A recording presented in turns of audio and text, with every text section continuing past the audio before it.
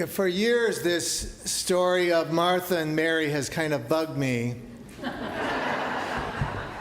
Even Phil just saying, "Oh, Martha, Martha," gets a little chuckle out of you. So we hear about these two women, we think sisters. Martha goes all out to welcome Jesus and his friends into their house. She prepares all kinds of food, gets the house all ready. And as soon as Jesus enters the house, what does Mary do? Well, in my mind, nothing. She just sits there listening to Jesus. So what's Martha supposed to do? Take it easy?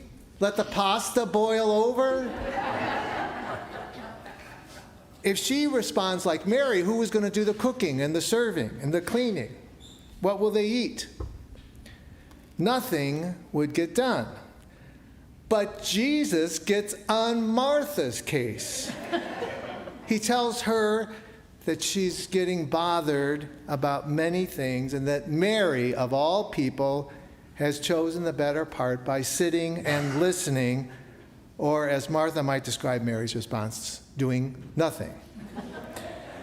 I would have liked to have been the fly on the wall when Martha's giving her 2 cents about what's going on. I'm doing all the working and I'm tired of being taken for granted. At least I think that's what I might have said as well. And of course, my response would show why Jesus would chastise the Martha in me. I can become resentful when I think others aren't doing their part, and that attitude does not reveal any sense of generosity or charity. Of course, I do, and I'm sure you do as well, experience other days, thanks be to God. There are times when I'm not looking over my shoulder, trying to see how little other people are doing and to accomplish and how well I am doing. So in this first reading, we hear about Sarah and Abraham, and hear about the way that they have welcomed others into their home, how they did so without any grumbling, that their sense of generosity just flows from them. The Martha in me is not distracted on good days, and I don't feel any need to complain to God that others are not following my script. And when you live with 30 men like I do, I can find all kinds of people not following my script. But those days, when they're good days actually, are rarer than I would like to admit. But when they come, I realize that my annoyance with the story of Martha and Mary is not about the value of work, but how or the way that we work. Martha, like me, doesn't need to stop working. She needs to stop the fussing. What is the one thing necessary? It is our relationship with Jesus Christ.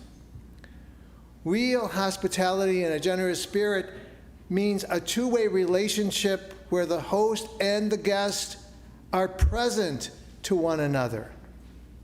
Good hosts might work hard, but they must always remember the visitor, the guest. Excellent hosts manage somehow to get everything ready, but also to truly listen and to be present to those with them.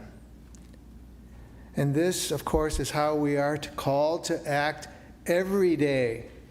We are to find God in all things, in all the people we know. And no matter how busy we might be to relate to them, because God is within them. God is within each of us, deep in our souls. We are to touch them, to hear them, to prepare meals for them, without forgetting them. And when we do that, we will be giving hospitality to God himself, as we hear in that first reading. Jesus wants us to make a place for him, not only in our hearts, but in our homes and in the daily circumstances of our lives. So when we sit or eat or sleep, and when we entertain our family and our friends, our guests, when we encounter the stranger on the street, remember that the Lord Jesus is also the guest in our home and anywhere we may meet him.